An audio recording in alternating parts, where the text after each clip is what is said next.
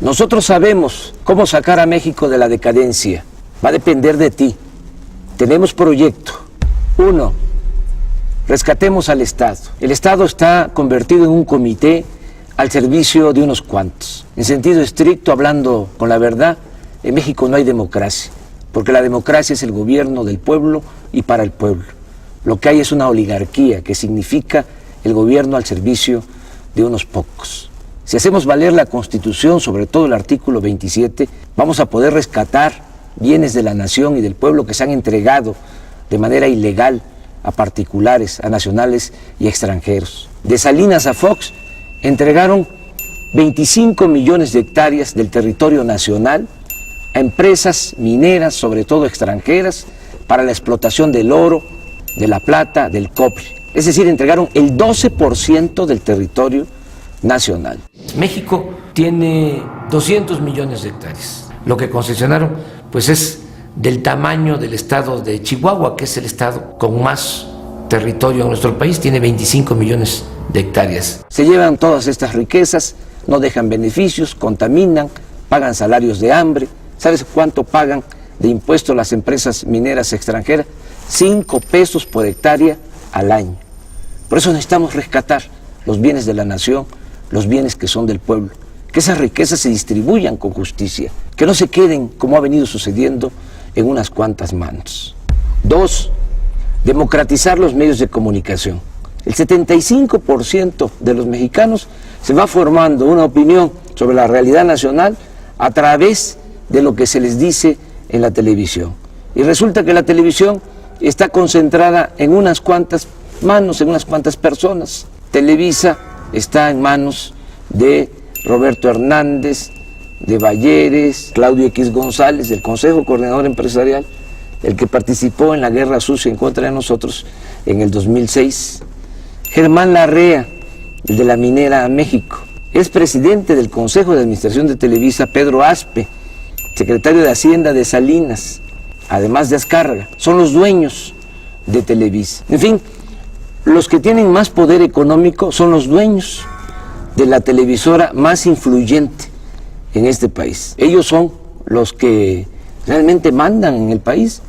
¿Cómo se apoya esta oligarquía para hacer sus fechorías, para cometer todas estas atrocidades que han llevado a la destrucción a nuestro país, que llevan al empobrecimiento del pueblo? Pues se apoyan porque tienen el control de los medios de comunicación, no dominan con el ejército. La oligarquía no necesita usar la fuerza bruta, tienen el control de los medios de comunicación, tripulan la mente, tripulan el pensamiento de millones de mexicanos. Por eso hace falta que haya competencia, democratizar los medios de comunicación para que se escuchen todas las voces y de esta manera pues se tenga un mejor criterio. Hay muchas cosas que los ciudadanos no saben. Por ejemplo, han echado a andar una guerra sucia desde hace bastante tiempo, desde el desafuero en contra de nosotros para desprestigiarnos. Están empeñados en destruirnos políticamente, al mismo tiempo que ahora ya están proyectando a Peña Nieto, que va a ser el candidato de Televisa a la presidencia de la República. Ya la oligarquía tiene candidato, Salinas de Gortari es el jefe de campaña de Peña Nieto y Televisa la encargada de la propaganda, al mismo tiempo que a nosotros nos están haciendo a un lado y además nos atacan un día sí y el otro también. 3. Crear una nueva economía. Ya está más que demostrado que la actual política económica no funciona. La han venido imponiendo desde hace 27 años. Claro, funciona para los potentados, funciona para la oligarquía. A ellos les ha ido muy bien, por eso no quieren que haya un cambio en materia de política económica, porque aunque le vaya mal al pueblo, aunque le vaya mal al país, a ellos siempre les va bien. Pero para la mayoría de los mexicanos, la política económica ha sido realmente un desastre. No ha habido crecimiento en la economía, no se han generado empleos. México se convirtió en el país del mundo que más mano de obra exporta al extranjero. La gente por necesidad tiene que abandonar el país porque aquí no hay oportunidades de trabajo. ¿A qué no sabes que el año pasado, de los 152 países del mundo, México ocupó el lugar 143 en crecimiento económico? Es decir, estuvimos entre las 9 peores economías del mundo. El año pasado también México fue el país de América con menos crecimiento económico y aunque parezca increíble, estuvimos abajo de Haití. en cuanto a crecimiento económico. Y aún así no quieren cambiar la política económica. ¿Qué proponemos? Impulsar actividades productivas, crear empleos, rescatar al campo del abandono, apoyar a los productores, ejidatarios, pequeños propietarios, lograr la autosuficiencia alimentaria, también desarrollar todo el sector energético. Es un absurdo que estemos vendiendo petróleo crudo en el extranjero y estemos comprando gasolinas o otros derivados. Es como si vendiéramos naranja y compráramos jugo de naranja. Tenemos que producir aquí las gasolinas, hacer las refinerías que hacen falta, fortalecer la industria petroquímica, todo esto para generar empleos en el país.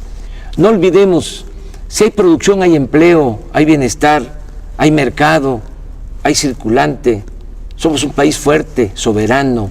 4.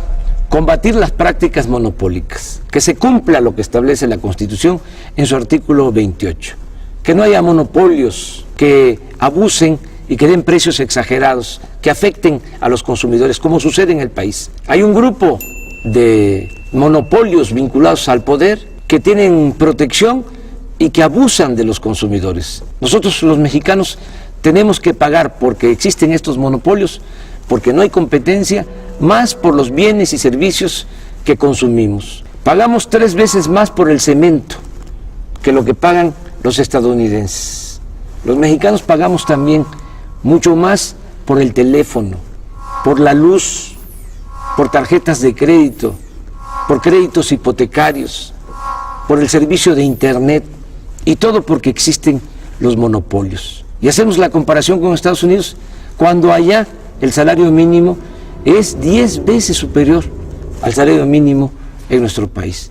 No es justo que estemos pagando precios exagerados por la existencia de estos monopolios. 5. Abolir los privilegios fiscales. Es una gran injusticia el que los de mero arriba no paguen impuestos o cuando los pagan se les devuelve. Ya quedó demostrado, hasta el mismo Calderón lo tuvo que reconocer, que en el 2008, por ejemplo, 400 grandes empresas, las 400 más grandes corporaciones del país, empresariales y financieras, obtuvieron ingresos por 5 billones de pesos. Estamos hablando de la mitad del Producto Interno Bruto, de la mitad de la riqueza que se generó en ese año en el país. Esto también demuestra cómo se concentra el ingreso, cómo se concentra la riqueza en unas cuantas manos, en unas cuantas corporaciones en nuestro país. ¿Cuánto pagaron de impuestos? El 1.7% de sus ingresos. Cuando un trabajador asalariado, un profesionista, un pequeño, mediano empresario, pequeño, mediano comerciante, paga hasta el 30% de impuestos sobre la renta. Que se termine con la llamada consolidación fiscal, con el hecho de que las operaciones millonarias en la bolsa de valores pues no pagan impuestos. Entonces, que se terminen con todos estos privilegios fiscales, que se cumpla lo que establece la Constitución, que los impuestos se cobren de manera progresiva, que pague más el que tiene más. Eso es justicia fiscal. 6. Austeridad republicana. Le cuesta mucho al pueblo mantener al gobierno. Es un gobierno mantenido y bueno para nada. No puede haber un gobierno rico con pueblo pobre. Es mucho el dinero del presupuesto que se destina a pagar sueldos elevadísimos a los altos funcionarios públicos. Y no solo sueldos, tienen atención médica privada, cajas de ahorro, muchas prestaciones. Cuesta 1.500 millones de pesos mantener toda la flotilla de aviones y de helicópteros de los altos funcionarios públicos. No puede ser que haya sueldos de 600,000 pesos mensuales. Es un insulto. Hay que hacer un ajuste. Estamos proponiendo un plan de austeridad republicana para ahorrar 200,000 millones de pesos en el presupuesto y destinar estos fondos al desarrollo económico y a garantizar el bienestar de la gente. Juárez decía que los funcionarios tenían que aprender a vivir en la justa medianía. 7. Fortalecer el sector energético. Todavía es tiempo de convertir al sector energético en palanca del desarrollo nacional, utilizar bien el petróleo, utilizar bien la industria eléctrica, todo lo que tiene que ver con el gas, que es tan importante. En el caso del petróleo, pues hay que explotarlo de manera racional. Como se han dedicado nada más a extraer petróleo para vender petróleo crudo al extranjero, ahora tenemos ya una crisis por falta de producción de petróleo. En el 2004, durante el gobierno de Fox, se alcanzó una producción petrolera de 3.400.000 barriles diarios. El año pasado ya la producción fue de 2.600.000 barriles. Es decir, en muy poco tiempo, estamos hablando de 4 o 5 años, se cayó la producción en 800.000 barriles diarios. Si sigue esta tendencia, en 3 o 4 años más vamos a estar produciendo 2 millones de barriles diarios. Y esto es muy grave porque entonces ya no vamos a tener excedentes. Eso es lo que necesitamos para nuestro consumo interno. Pero por si fuese poco, vamos a tener que seguir vendiendo petróleo crudo porque no tenemos refinerías en el país. Vamos a tener que seguir comprando la gasolina en el extranjero. Por eso es urgente destinar recursos a la exploración. Y no hace falta ir a las aguas profundas. En aguas someras, en los litorales de Veracruz, de Tabasco, de Campeche, hay petróleo suficiente, pero hay que invertir en exploración.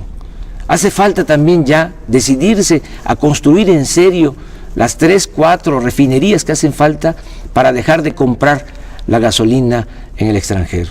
Por nuestro movimiento se vio obligado el gobierno usurpador a decir que iban a construir una refinería. Ojalá y me equivoque, pero va a terminar el sexenio y no van a pegar un ladrillo. Son muy ineficientes, además no les importa el desarrollo de nuestro país. A ellos lo que les interesa son los negocios. En Pemex hay una gran corrupción y todo eso se tiene que terminar. Lo mismo en el caso de la industria eléctrica.